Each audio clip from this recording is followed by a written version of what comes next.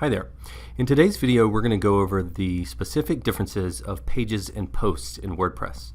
Let's put them side by side so that we can clearly see their differences and better understand when to use each. As you can see, pages are published as standalone objects. They're organized by parent-child relationships, which means you can create a page, then define another page as its parent, and do not display author or date information. On the other hand, posts are published in a stream organized by category, tags, and publishing date and time, and can be sorted by an author. Another way of distinguishing between pages and posts is to consider what type of content they're supposed to be used for. Pages are somewhat timeless, static, and permanent. They don't need to be updated often because the content they display rarely changes. Most pages will be found in the menu bar of your website. Some examples are your About page, Facility Info page, or your FAQ page. You can think of pages as being about the content of your website, whereas posts are used to display the actual content. Posts in WordPress work similarly to the way streaming works in most social media platforms. They are timely and current, meaning the most recent posts appear near the top of a stream. As new posts are added, those posts are pushed further and further toward the bottom. Additionally, posts are relational and sortable and can be located by their distinct categories and tags. If you have any doubt about whether to create a post or page, here's a rule of thumb. Use a page if your content should be linked to the main menu. Use a post if a visitor to your website might be interested in viewing other blogs, articles, or media associated with your content. Alright, let's talk about creating a new post. As you already know from the Post Index View screen, you can go to the Add New button at the top and simply click it. Now what's nice about WordPress is that once you put in a title of your post, for instance,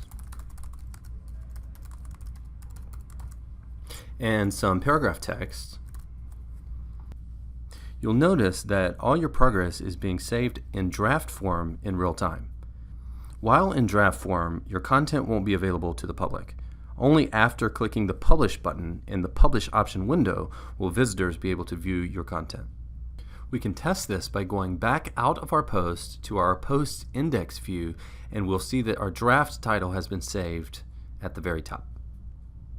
Back in our post editing panel, I'd like to show you a few features that will help improve the aesthetics of your post. You'll already be familiar with some of the basic formatting options like bolding, italics, bullets, numbered bullets, but there are a few others that I think will be helpful to review. To create a block quote, simply highlight or click in the middle of a passage and click the block quote button. Automatically, the font size of the text is increased, making it stand out on the page. Another really helpful formatting tool in WordPress is the Read More button. Streams of posts can get really long. Not only will this dissuade visitors from scrolling through all of your posts, it also slows down the loading time of your website. The Read More button allows you to only show a portion of your post. For instance, if you only wanted to show the first paragraph of this post, you would select a line in between this paragraph and the one below, click the Insert Read More tag button, and now when visitors scroll through your post, they're only going to see the top paragraph.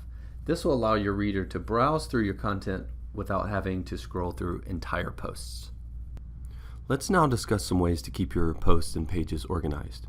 As previously mentioned, posts are organized using categories and tags. It will also make it much easier for visitors to locate relevant content of interest to them. Categories are the main sorting system for posts, for grouping similar types of content. Categories can also be hierarchical, having any number of parent-child relationships. For instance, you may have a main or parent category for, let's say, history.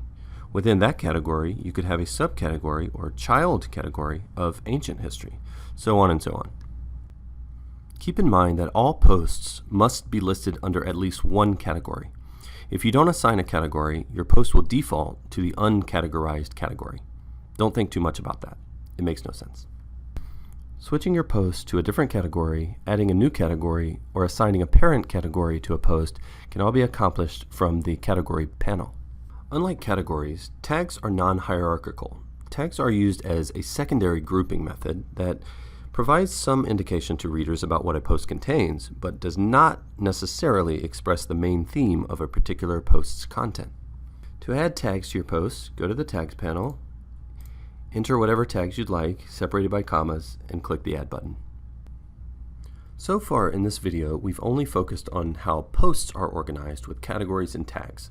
Let's now jump over to the page editor and see how pages are sorted and grouped.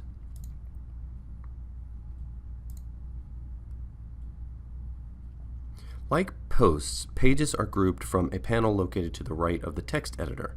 Here, instead of a Categories and Tags panel, you'll see a Page Attributes panel. This is where you'll sort your pages into their respective groups.